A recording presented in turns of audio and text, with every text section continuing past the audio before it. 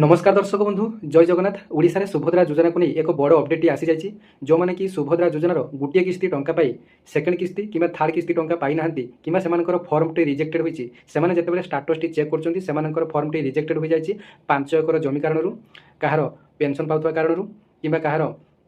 Ration card non FSL लिखुची एवं कहार income tax file करुँच काटी दि जाए। तेज से बड़ अपडेट आसीगला से जदि पूर्व ऑनलाइन रे अभियोग दाखल करते तेज से ऑनलाइन अभियोग किसी भी समस्या समाधान होना तेज आपण निज निज ब्लॉक बीडीओ ऑफिस रे गोटे सुभद्रा हेल्पलाइन सेंटर रही तेज सेठाकू जाई आपण माने फिजिकाली आपण माने निजर अभियुक्ति दाखल करेंगे और बहुत अल्प दिन मध्य आपंकर अभियोग समाधान हो पार जहाँकि बर्तमान बड़ अपडेट आसी जदि आपर 5 एकर जमी काटी तेज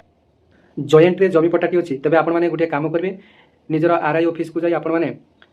प्रथमे जमी पट्टार भागमाप कर आनिबे तापर आरआई लिखित जो दरखास्त को आपण माने सेठारे सबमिट करेंगे ब्लॉक ऑफिस रे। तेज जो मानकर कि इनकम टैक्स कारण काटी से माने निज निजर इनकम सर्टिफिकेट को देखै पारिबे एवं जो मानकर कि